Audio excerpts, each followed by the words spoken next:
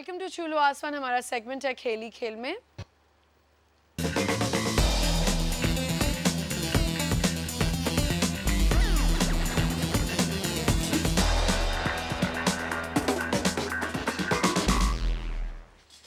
जी, और खेली खेल में आज हम बात करने वाले हैं 10 पिन बॉलिंग जो होती है, बॉलिंग जिसे कहा जाता है। एक तो ये वाली बॉलिंग होती है ना, एक जो आप बॉलिंग करते हैं उस बॉलिंग का असल नाम क्या है वो हम पूछेंगे। हमारे साथ मौजूद हैं इस वक्त senior vice president Sindh 10 pin bowling association M Alim आलिम आगा साहब। अस्सलाम वालेकुम जी, क्या हाल चाल है? पहले भी आप आए थे, पहले आपने फायर ब्रिगेड पे हमने बात की हुई है। जी, बिल्कुल। आपको अगर याद हो? याद है, बिल्कुल। मुझे भी याद ही है। आपको याद होगा। और मेरे साथ मौजूद हैं फवाद मुस्तफ़ा, जो कि पहले भी हमने काफ़ी शोज़ के स्पोर्ट्स एनालिस्ट हैं।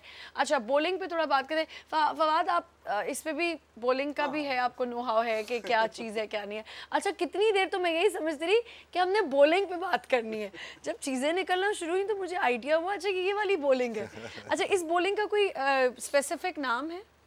ये बेसिकली कहलाती है 10 पिन बॉलिंग। 10 पिन बॉलिंग जो मैं काफ़ी देर से बोल रही हूँ, लेकिन व्यूअर्स के लिए एक दफ़ा दोबारा से। It's called 10 pin bowling. ठीक है, ऑफिशियली। अच्छा, अब मुझे बताएं कि बॉलिंग के बारे में पाकिस्तान में इतनी अवेयरनेस क्यों नहीं है 10 पिन बॉलिंग के बारे में?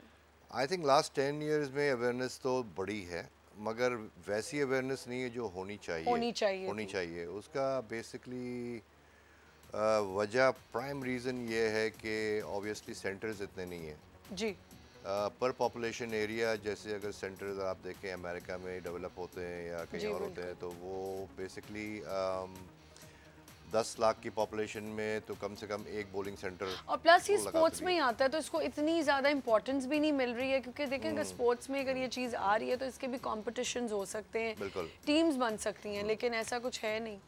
दूसरा ये कि अफोर्डेबिलिटी इस तरह से कि ज़्यादातर सेंटर्स जो हैं वो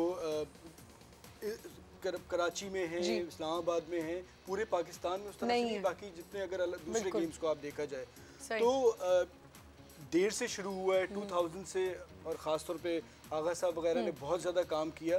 दुनिया में तो ये 1950s से स्टार्ट हो गया था, और बट एशिया में और पाकिस्तान में बहुत लेट आया है। तो एक वजह ये भी है, बट पिछले 10-12 साल में बहुत ज़्यादा काम हुआ है।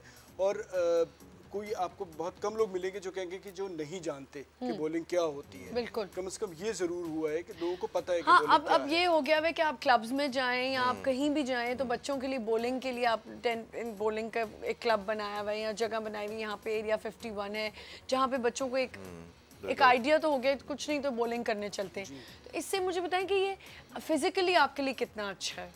देखिए, नंबर 1 तो ये है कि पहले ये मेंटली आपको काफ़ी रिलैक्सेशन देता है। ठीक है ना, एंड फिजिकली भी एक इसमें मेंटली क्यों देता है ये भी प्लीज बताएं। मेंटली इसे देता है कि भाई आप चलो गुस्सा आए तो आप बॉलिंग पे निकाल दें, आप किसी के बॉलिंग के ऊपर सारा गुस्सा निकाल दें। बिल्कुल, और आप फैमिली के साथ चले गए वीकेंड पे, आप हम लोग सारे जाते हैं बिल्कुल, और जाके ये वो है कि जी आपका बच्चा भी इसमें बॉलिंग कर रहा है, आपके बाकी फैमिली के मेंबर्स भी, इसमें कोई वो नहीं है कि जी आपको बकायदा सीखना पड़ेगा। फैमिली एक्टिविटी है। आपने अगर प्रोफेशनल बॉलिंग प्लेयर बनना है तो उसके लिए तो आपको ज़रूर मेहनत करनी पड़ेगी, बट वैसे आप जाके कोई भी 6 साल से लेके 70 साल तक के आदमी जो है वो खेल सकते हैं। हाँ, सबसे बड़ा एडवांटेज यही है कि दिस इज नॉट समथिंग कि ये रिस्ट्रिक्ट हुआ है, कोई रिस्ट्रिक्टेड है किसी एज के लिए। मतलब ये you can treat this as entertainment sport for the family and also as a healthy sport and also as a professional sport. अच्छा, अभी अफोर्डेबिलिटी की बात हो रही थी, तो फवाद आपने अफोर्डेबिलिटी क्या ज़हन में रखते हुए कहा कि अफोर्डेबिलिटी क्यों नहीं है इसकी? देखिए आमना, अगर आप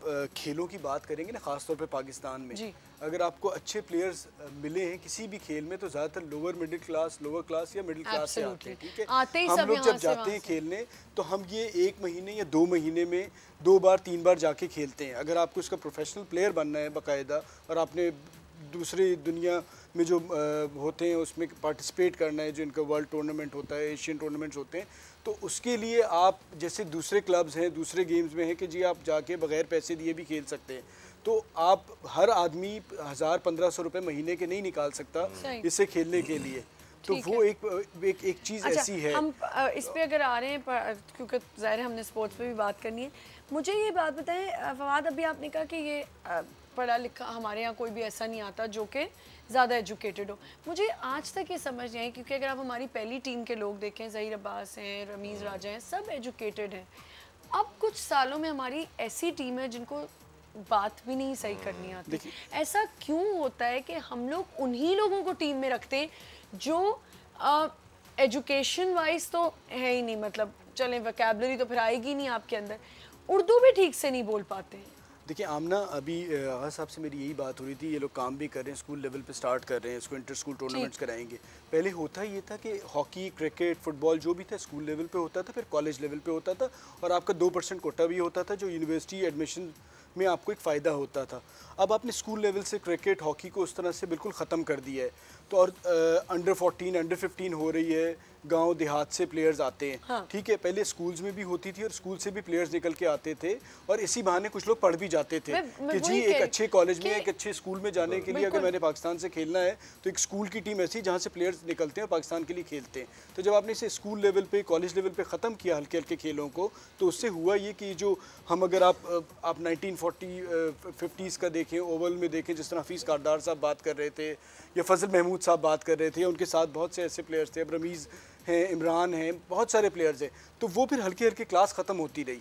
और हाँ, लेकिन अभी से मुझे आपसे ये अभी अपनी नॉलेज के लिए मुझे जानना है कि व्यूअर्स भी होंगे, कितने ऐसे लोग होंगे जिनको ये सवाल करना होगा कि क्या जब सिलेक्शन हो रही होती है तो क्या कोई पढ़ा लिखे लोग नहीं आते, या कोई ऐसे लोग नहीं जो टीम में खेल सकते हैं, उनको लिया नहीं जाता? क्योंकि मुझे ऐसा लगता है कि सिफारशी ज़्यादा है। देखिए खेल पे जब आप सिलेक्शन करते हैं ना, तो सिलेक्शन, अब अगर आगा साहब से मैं कहूँगा सिलेक्शन तो वो इसकी बेसिस पे करेंगे कि इसमें अच्छा कौन परफॉर्म कर रहा है। ठीक है, क्रिकेट, हॉकी जिसमें भी, तो उसमें वो तालीम जो होगा वो सेकेंडरी वो चीज़ हो जाएगी। मेरिट पे अगर आप कर रहे हैं तो आप इसी उस पे करेंगे। मैं कितना ही अच्छा प्लेयर हूँ, अगर मुझे जॉब के लिए मैं जा रहा हूँ तो मुझसे ये नहीं पूछेगा कि आपने जी बड़ी अच्छी क्रिकेट खेली है या हॉकी खेली है तो उसके बेसिस पे आपको ले लें।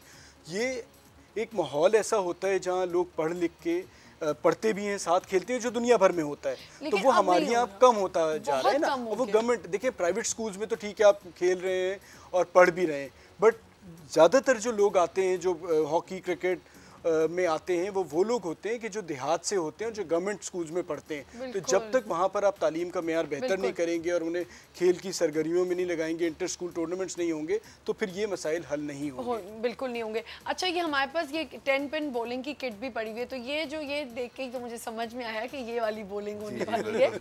अच्छा, ये मुझे बताएं कि इसमें कौन सी 10 नंबर लाइट बॉल होती है? 6 नहीं, देखिए बॉलिंग बॉल जो है साइज तो सबका एक ही होता है, मगर ये है कि इट स्टार्ट्स फ्रॉम 6 पाउंड्स जी, 6 पाउंड से लेके 16 पाउंड तक जाती है। अच्छा, अब ये भी था इसमें, मुझे तो ये भी नहीं पता था। और उस पे नॉर्मली मार्किंग होती है क्योंकि ये जो आप पे ये जो लाल बॉल है इस पे आपको नंबर 10 शायद लिखा हुआ है जी, तो ये आइडेंटिफाई करती है कि ये 10 पाउंड की बॉल है। अच्छा, और ये नॉर्मली सेंटर्स में कितने नंबर की है? ये जो है दिस इज अबाउट 12 पाउंड्स, मगर दिस इज ये जो है ज़रा सी प्रोफेशनल है। अच्छा, क्यों प्रोफेशनल? क्यों प्रोफेशनल? इसलिए है कि ये नॉर्मली आपको सेंटर्स में नहीं मिलेगी।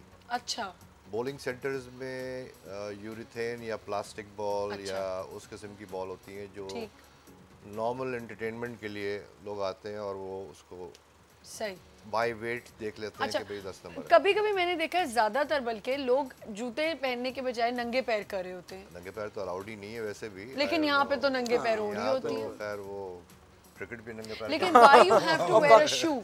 ये आप जरा बताएं। Shoe is required as a principle, as a policy also in all centers. And मुझे तो हैरान हूँ कि यहाँ पे कैसे अलाउ कर देते हैं। बहुत बुरा लगता है कि आप ऐसे अलाउ और कर देते हैं वो लोग बेवकूफ़ों वाले। बस वो कमर्शियल सेंटर्स कुछ ऐसे हैं कि they don't care, but obviously to for your own safety shoes है। प्लस ये शूज़ पहनने के लिए इसके नीचे जो सोल होती है, this is a special kind of treated leather जी, तो ये normally you can slip on the floor, it is supposed to slide. सही, it is supposed to slide. जो आपका रेगुलर बॉलर है वो प्रेफर करता है कि वो बॉलिंग शूज से खेले, क्योंकि if you use other shoes तो आपकी स्टेपिंग सही नहीं होगी। बिल्कुल। तो bowling shoes is the priority, ये एसेंशियल चीज। अच्छा, मुझे एक चीज़ बताएं कि अब ज़ाहिर है थोड़ा बहुत हो गया है, अवेयरनेस आ गई भी है इसकी, तो किस तरह और हम जो हमारी न्यू जनरेशन है या बच्चों को हम किस तरह इसकी तरफ राग़िब कर सकते हैं, और मज़ीद क्या होना चाहिए स्कूल लेवल्स पे हो? क्या फवाद साहब से मेरी बात हो रही थी, नाउ यू सी 10 साल